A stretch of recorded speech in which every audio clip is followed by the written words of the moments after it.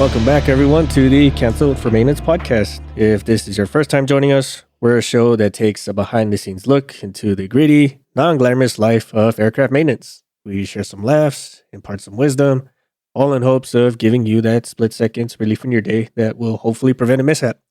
I am your co-host, Six. I'm MVP. And our third host, Shoreline, is actually in the back, monitoring our audio, making sure our faces stay fit for radio. So, for this one, it's kind of like a midlife reflection, I would say. Not so much midlife for us, even though we're kind of in around that realm too. But it's kind of like the midlife of the show itself. Because for those who don't know, most podcasts, especially independently produced podcasts, they have a life expectancy of about 2 years.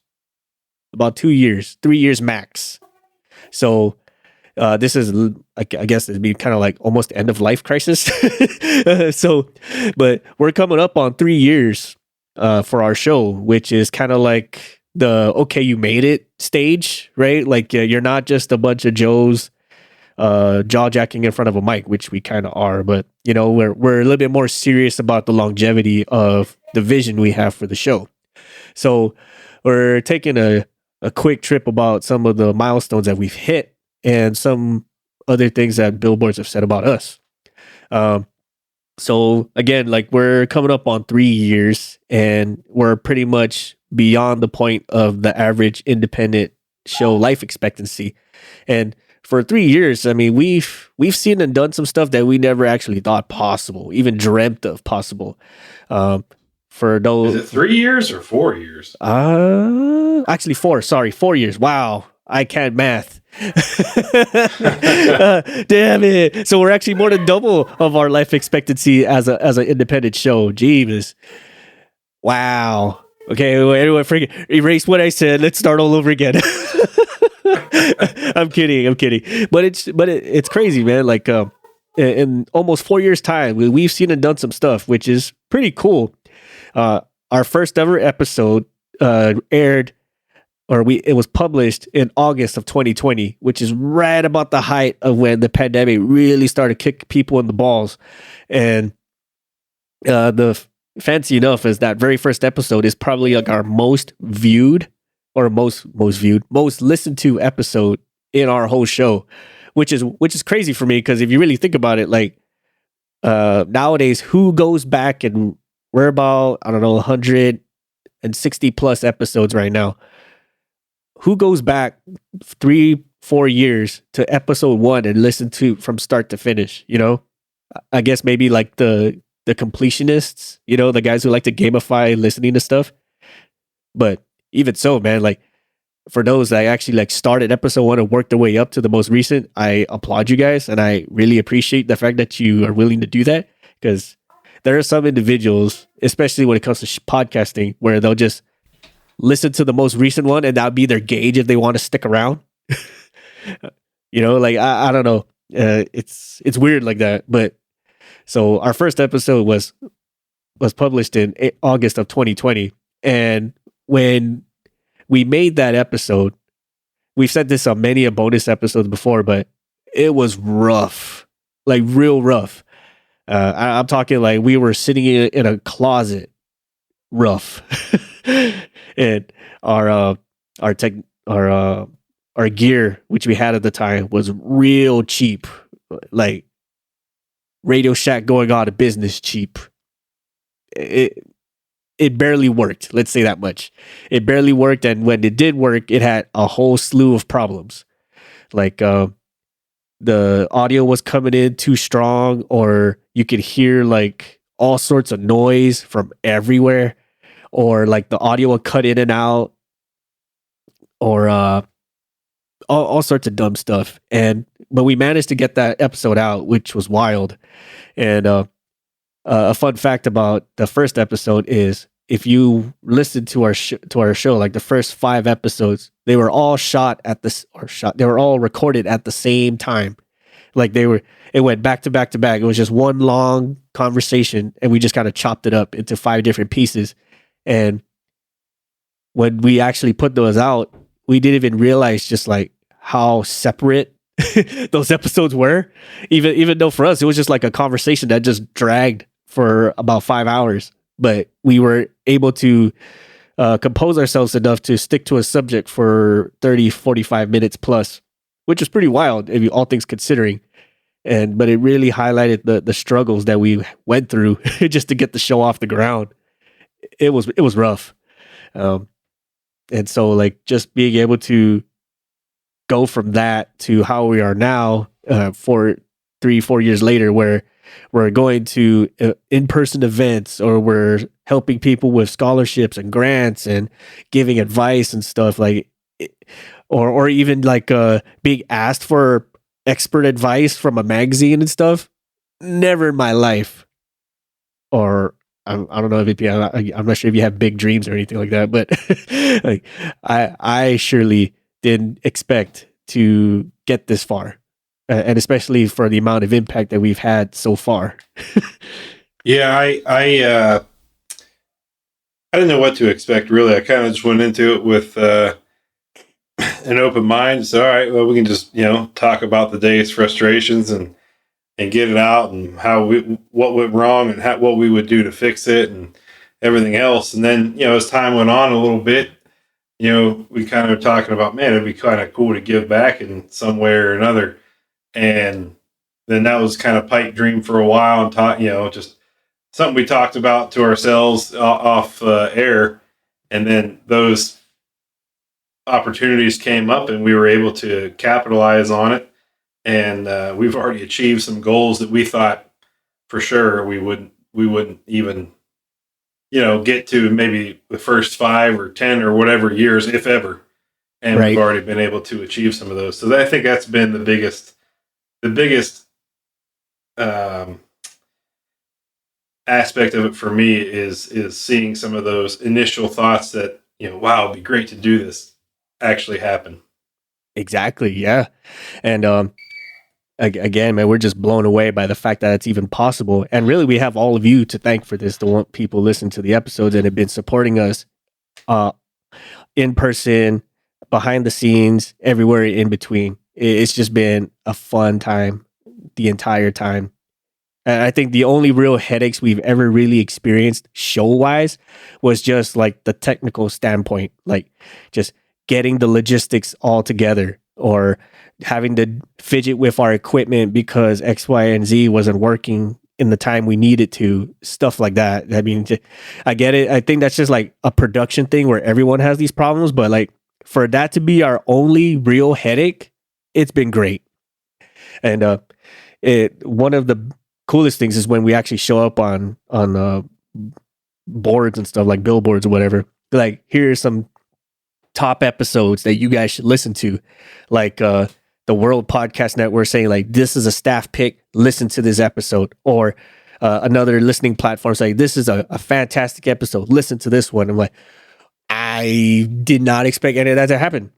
And funny enough, like I said, like one of the longest or one of the oldest episodes we have is one of those listen to this episode, which was episode 1, the Raiders of the Lost Tool, where MVP and I, we rant and rave about having to stay late to find tools.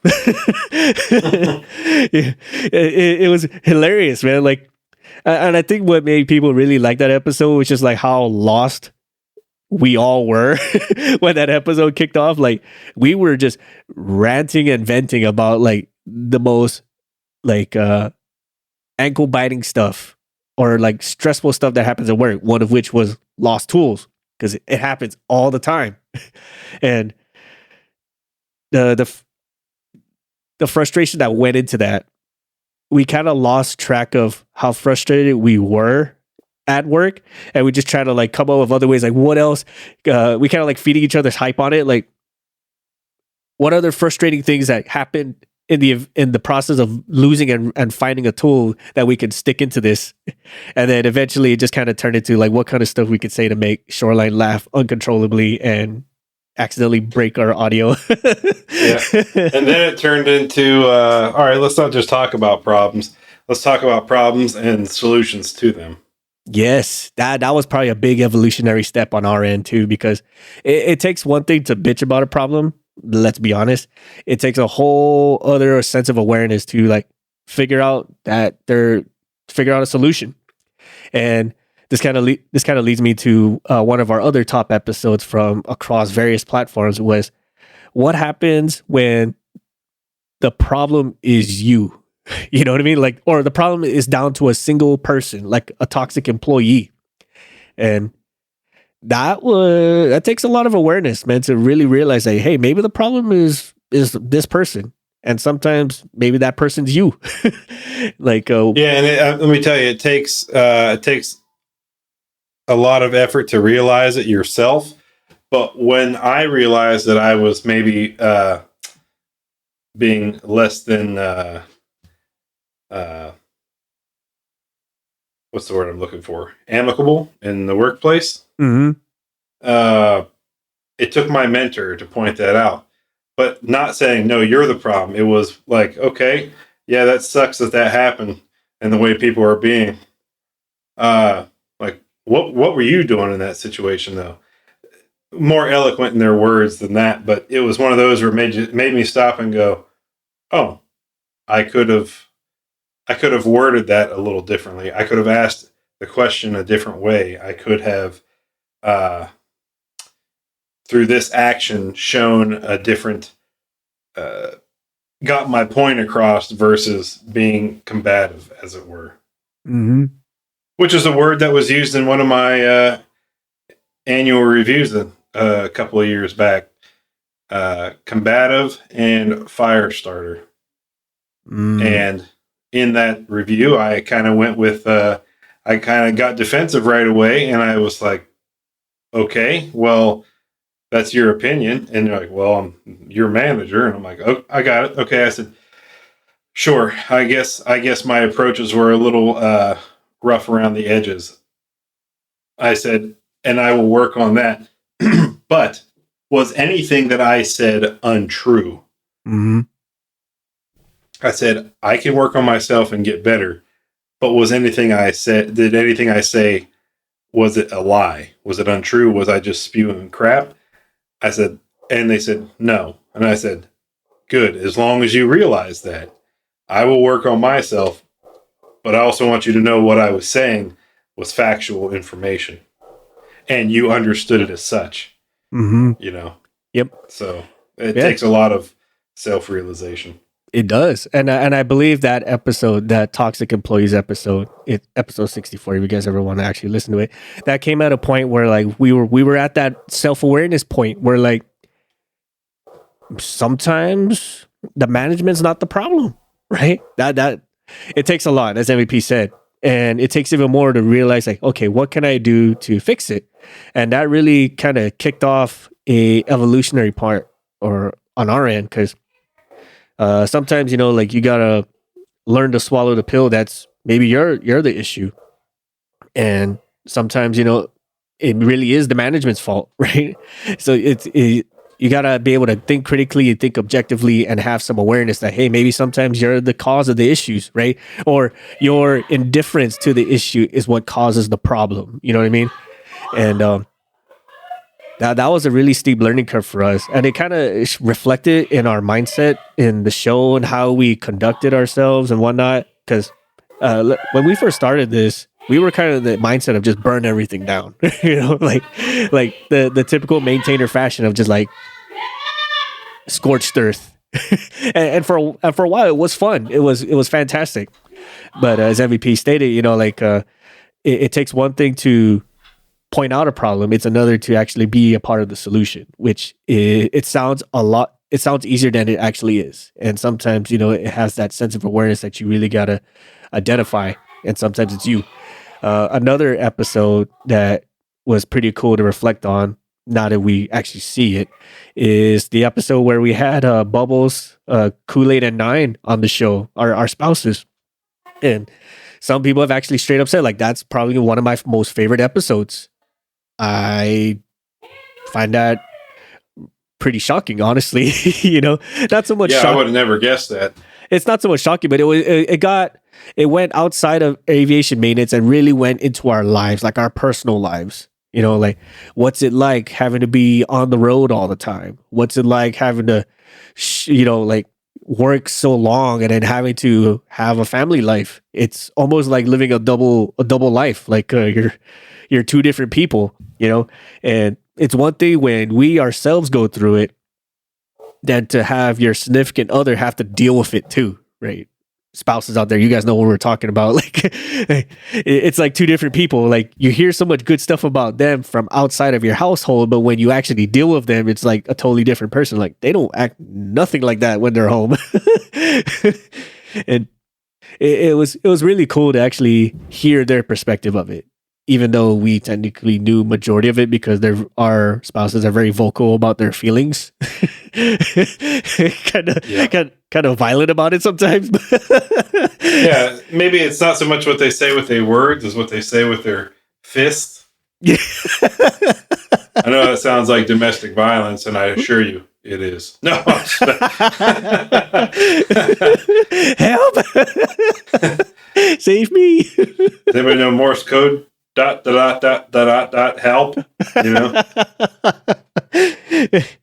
And we're just kidding. They're totally not like that. But I mean, they do voice their opinions very strongly. They call our bullshit when we need to hear it, which is fantastic.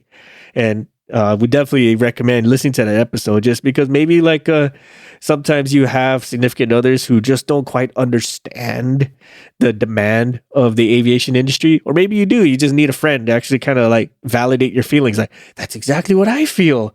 And now that I'm thinking about it, I can understand why that was a favorite because, for one, like they're hearing people's voices other than us, like assaulting their eardrums and stuff. But it also kind of like gives them like a sense that they're not alone in the suffering, like the spouse's side of the house. and I'm sure, like they have something else to relate to, which is cool. And we would love to do an episode like that again. It's all just logistics because like we're all in that high demand stuff, as we said. But we're really glad to have done that episode, and we hope to do that again. That was pretty fun. Yeah, I think it sometimes you just get so used to what the grind is, even your significant other, that it's just accepted. The most you discuss of work was how was your day, right? Mm-hmm. But you don't really say, hey.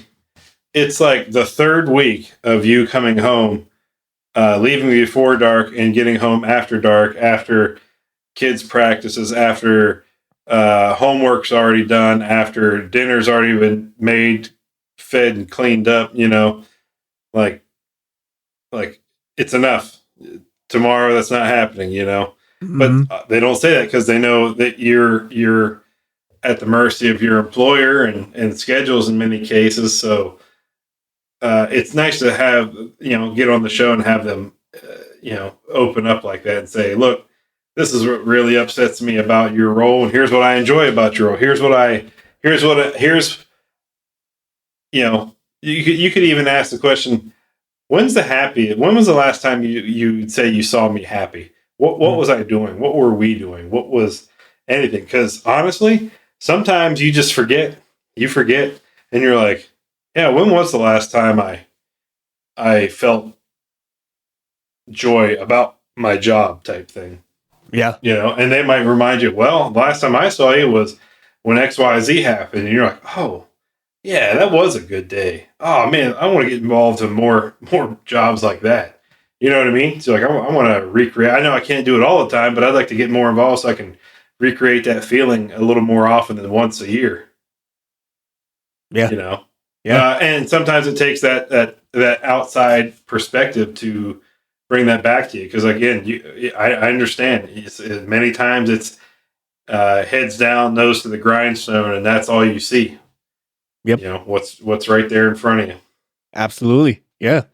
And similar to that was another episode. It was called "Say It With Your Chest." That was actually rated number 3 on the top most recommended episodes for our show.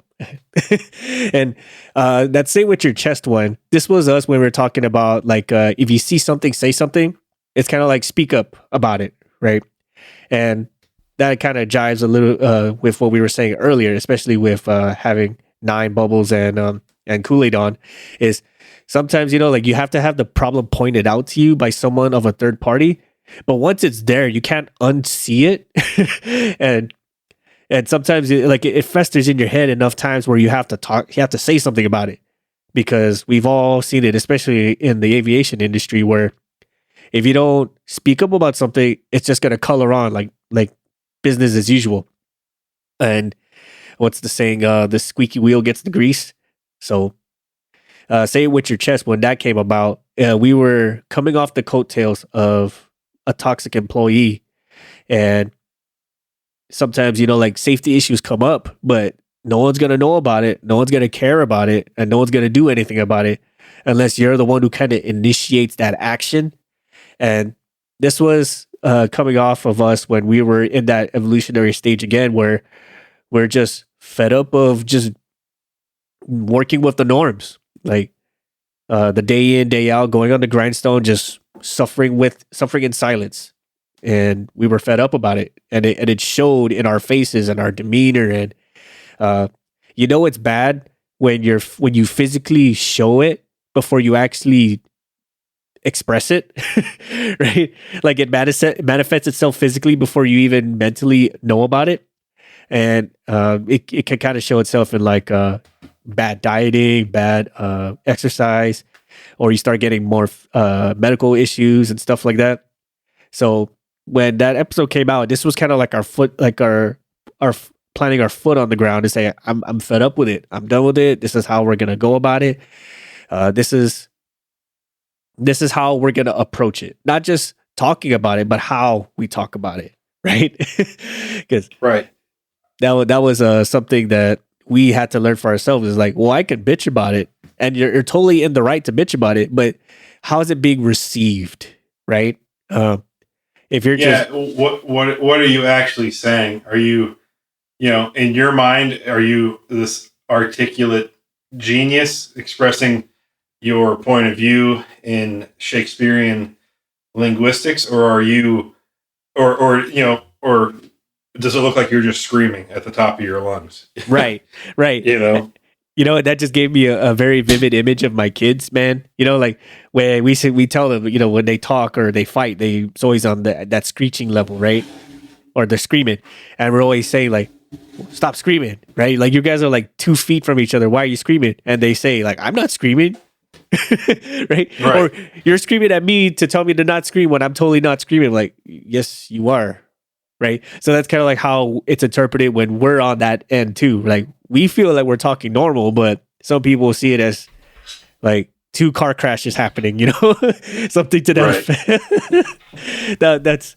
That's kind of where that episode came from, or how that came about. We've actually had some pretty good guests on the show too. Like our very first guest was actually a documentation specialist, which really brought in that other aspect of aviation, which nobody likes to talk about, but everybody always kind of messes it up. So yeah, what's funny is a friend of Kool-Aid's, her daughter just signed up to join the Marines, and Kool-Aid's friend was like, "Hey, is there anything you can pass along to my daughter? Is there anything that she should read or listen to or whatever else?" And actually that episode, I believe it was Jasmine. Yes, it was Jasmine. Yeah, I had her go and listen to that episode. Just said, "Hey, here's some of the facets of what you might be experiencing with what your MO is." Yeah, you're right. And Jasmine was a great guest too, because like she was one of those that really took advantage of what the military offered. Like she was able to crank out 2 degrees. She got an apprenticeship out of it. She got like so many different life skills for outside the military. It was boss. Like hearing some of her accomplishments made me really feel like I didn't do anything with my life, especially when I was in the service. I'm like, wow, dude, like you did all that in that little of a time, man. Jasmine, if you're listening to this, please come on again. We would definitely love to have you again for another episode. Yeah, for sure. You know, and then likewise with more guests, right? Like there were some that we got on that we never thought we would ever get, right? Or of the caliber we never thought they would get, like Arabia Essence, who was like featured on all these different magazines, like Vogue, for instance. She's a motivational speaker. She founded all these different associations for various colleges and stuff. I'm like, why are you here? Like, you should be like in Congress or something. You know what I mean? Like, you're on the wrong show. But pulling those kind of guests in, or even ones that, you know, like everybody knows about or recognizes, like Stig or Airplane Facts with Max, you know, having those kind of guests on and really hearing their experiences and how that translates to the stuff that they put out, it was very, very cool, man. Like, I'm not gonna lie, like, it's one of those, like, you see them, you hear them, you see all the content they put out in social media and stuff, and how many likes they get and stuff. You start getting like this pseudo idol mentality where, like, oh, they'll never want to deal with people like us. You know what I mean? Like, it's a far fetched idea for them to want to even dumb themselves down to be with us. You know what I mean? But then once you actually like make that conversation, you actually start to have a connection. You start to realize, like, wow, we overhyped a whole lot of stuff, right? We started downplaying what we can do, and we started overhyping what they were, how unobtainable they were, you know? And that kind of taught us a big lesson about just everything in general. Like, you're going to miss 100% of the things that you don't take advantage of, you know? And a lot of that starts with your mentality. Like, I'm not good enough for this. I don't think I can do it. Or I don't feel like it's in my wheelhouse, stuff like that. Like, you already start to have that defeatist mentality. And having guests like that show up and, you know, kind of just make us realize that they're just normal people too. it kind of gave us that confidence in knowing that, hey, what we do say matters, right? Or what we do say is actually a expert level opinion. You know what I mean? And then sure enough, you know, like stuff happens like where we get asked for advice from magazines, or we start getting asked about for advice from top level officials. It really sews it in there. Like, you know what? Like, we joke around a lot and we do have a lot of gaps in our knowledge, but aircraft mechanics know some shit too, you know? So that was very validating. I really like that. You know, it was very, it was definitely very validating.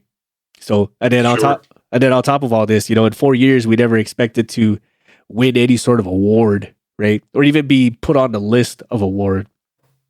But we've won at least 2 categories outright.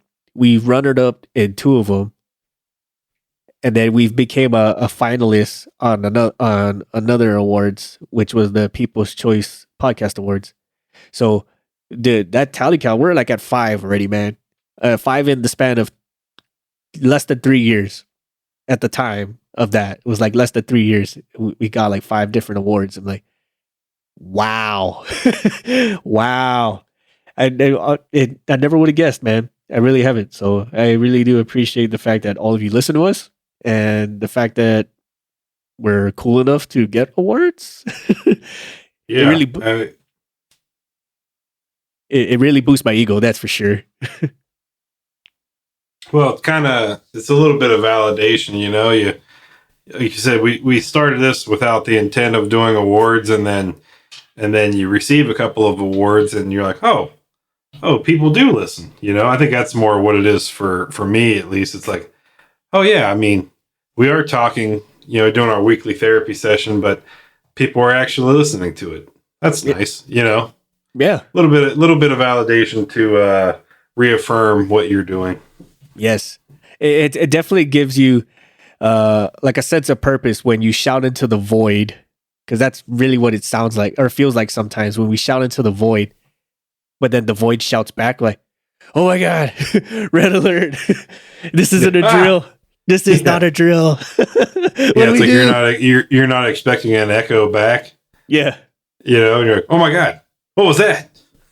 Well, what's that one program in the 90s where they would shoot like radio, like messages into space, in hopes of contacting aliens? Yeah, I think they still do that actually. Oh, they do. I didn't know that. I totally thought they stopped. But I think one of the conversations now is like, well, what language are you broadcasting it in? Like, oh, well, we take, most of the most popular languages on Earth and blast it out there. And you're like, who are you expecting to get that and understand it? Right. So I think they also send like Morse code out there. They've done, I think like binary code as well. Yeah. In case you're trying to reach the Necrons or whatever. Right. Please don't. Yeah. If there's any one race, alien race, please not the Necrons. Tyranids are bad too, but I mean Necrons will just outright exterminate us. Well, I mean, so are the Tyranids. I guess what's the lesser of two evils there? This is true. Well, at least like I think the Tyranids would be worse, and here's why. Okay. Because we at least have a purpose to the Necrons in our fleshy forms. We still have souls intact, and they need those for the reversing of their biotransference. And the Tyranids threaten that because the Tyranids consume all biomaterial and leave nothing left over. So the Necrons will have to waste the Tyranids. This is true. You know what? I have a new perspective because I was actually going to say the opposite. I was going to say the Tyranids were the lesser because they have no prejudice. They just say eat everything, consume everything. So we're just like right. Food. So I guess in reality, by choosing the Necrons versus the Tyranids, is you're just choosing death at a later time. True. This is true, and that's that was my argument to that is like Necrons actually have a reason to just wipe you out, right? Like there's a reasoning behind it, there's a purpose behind it, and half of it is probably not what you want, But now that I hear your perspective, like that makes sense too. That would suck. That would royally suck. So for those like broadcasting out into space, please don't contact the Tyranids or the Necrons. That would be fantastic. Do the Eldar. Do the Eldar. I mean, at least like there's a chance that or the Tau. The Tau will just try to assimilate us. I'd rather have the Tau, I think. That's right. The Tau. I was totally brain dumping the Tau. Or just get in touch with the Mechanicus. Yeah, you know what I mean? Like they're weird. They're weird, but at least don't make us stuff. At least they'll enhance our technology. Right. You'll be able to get Wi-Fi 3 miles underground. Yes. You might get put off though with the tank treads for feet, but we can work past that. But anyway, like the same thing, like how they shoot messages into space. That's kind of like how we feel when we shoot our episodes out. We're just like we're shooting it in hopes that we make contact, but we're not. We're pessimistically hopeful. You know what I mean? Like we're doubtful, but it's nice. And then shooting that out, and if something actually answers back, I'm like, oh my God, what do we do?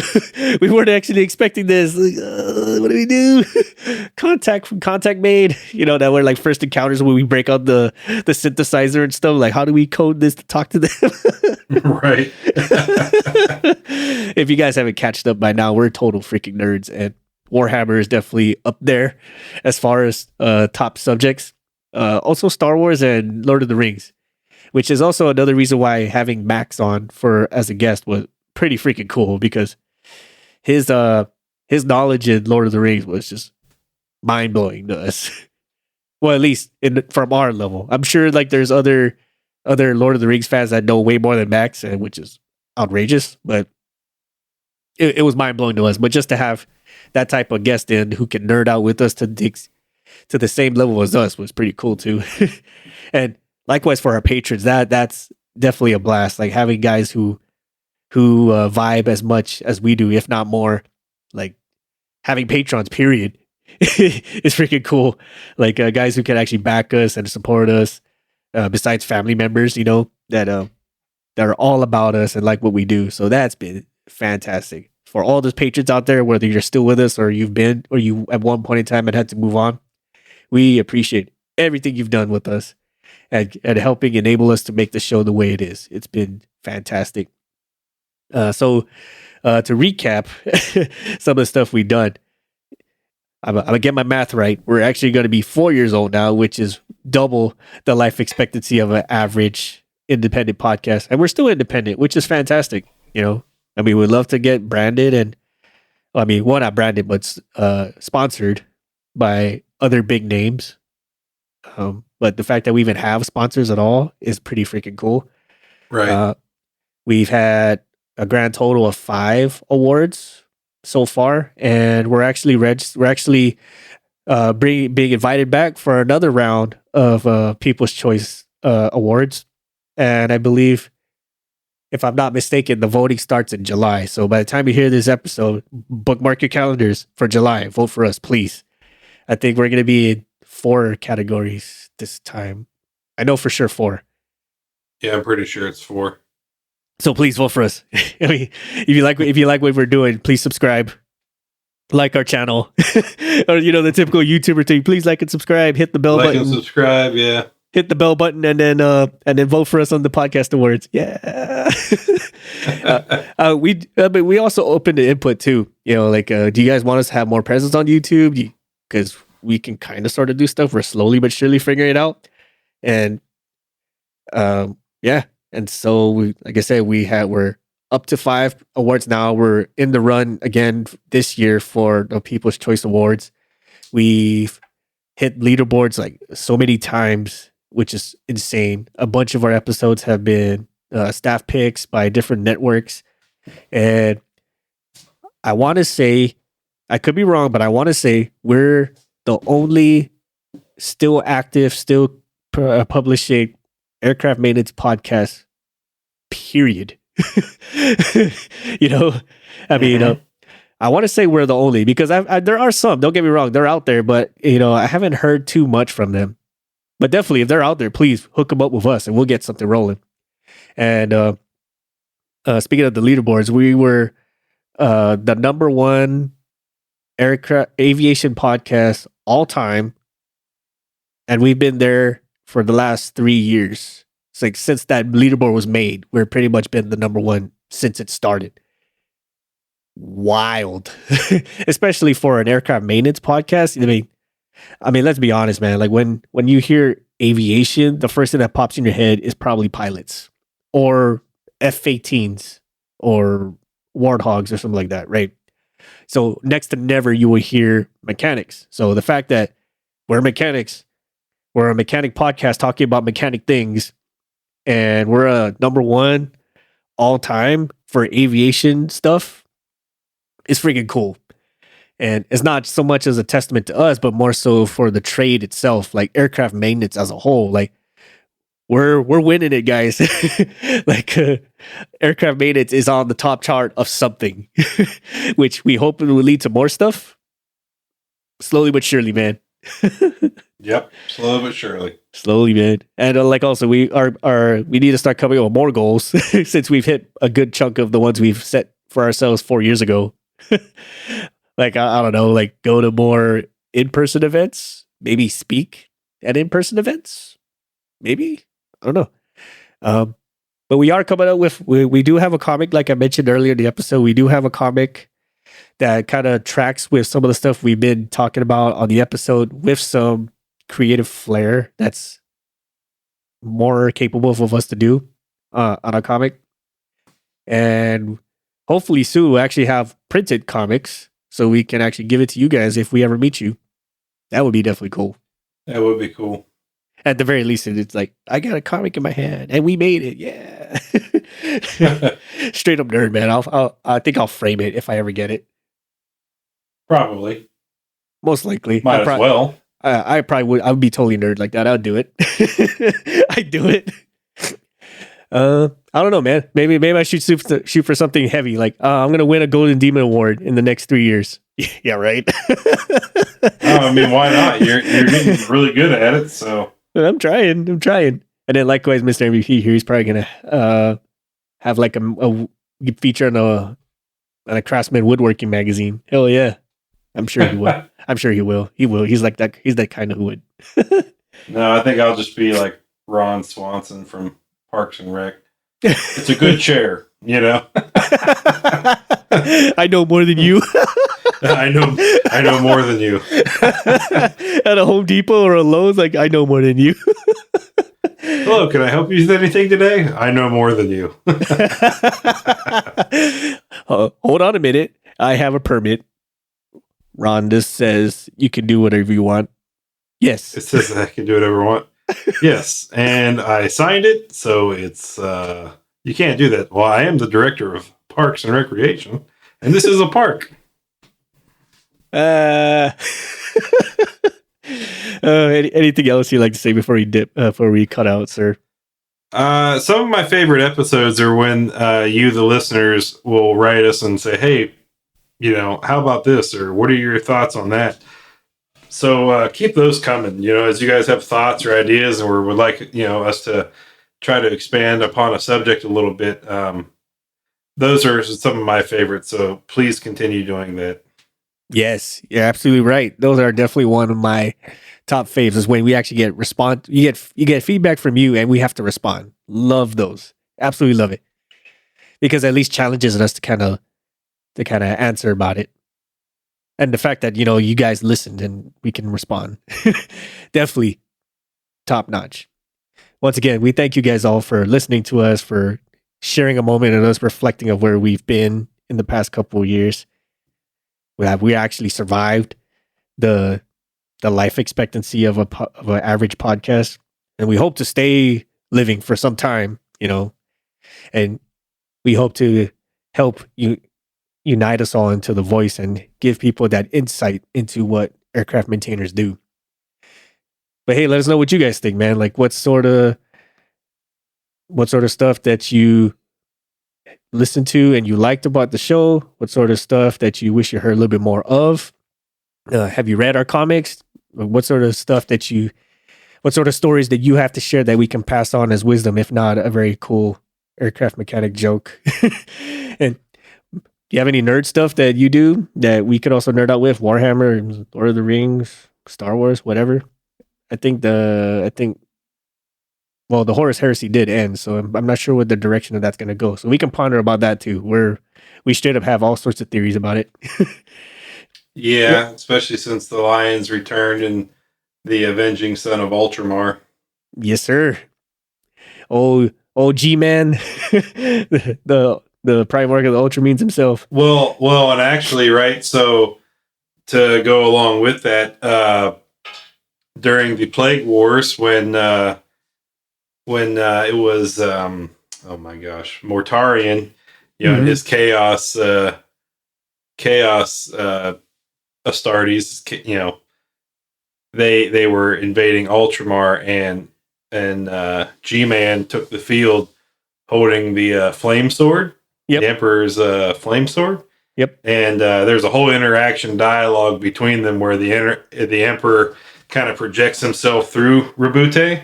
And it makes it scares Mortarion so much that he kind of drops to his knees and begs for forgiveness from his father and to let him back into the Imperium, essentially. And he's like, at one point, yes, your soul can be saved, but it's not this time. You must return to your master. And at that point, Nurgle, right, the chaos god of plague and pestilence and all that, appears on the horizon and essentially, like, you know, like you in like the cartoons when they yank you got a rope tied around you and they yank you and you go flying through the air, kind of one of those, and he disappeared into this black house, and then poof, disappeared back into the warp. So the whole time he was screaming like a child, because he knew he was going to be in a bad way very soon. Right. So I think because G-Man told Nurgle that he was going to or I guess the Emperor told him through Rabute that Nurgle that he was going to wipe his plague and pestilence from the material realm and the immaterium. So I think one of the big things that's going to happen is somehow the Emperor is going to, through Rabute, annihilate or end Nurgle, the plague god, and then that's going to reignite the Emperor to come back to life, maybe, and then subsequently start bringing even fallen Primarchs back into the fold. And then it's going to be, and then from there, I don't know, but I think the next big thing is going to be that it's going to be the destruction of a chaos god and the resurrection of the Emperor and some other Primarchs coming back into the mix, and then it'll be back to bashing the galaxy one race at a time. Hell yeah. I'm all about it. And these are the kind of theories that we always pinball around. So please feel free. Like if this is something you like to listen to, we hop on that Discord on our Patreon and we will nerd all along with you. I'm pretty sure some people listening to this episode, if they're still listening, are like, what the heck? We are all over the place today. What the hell just happened? You guys can't jumping between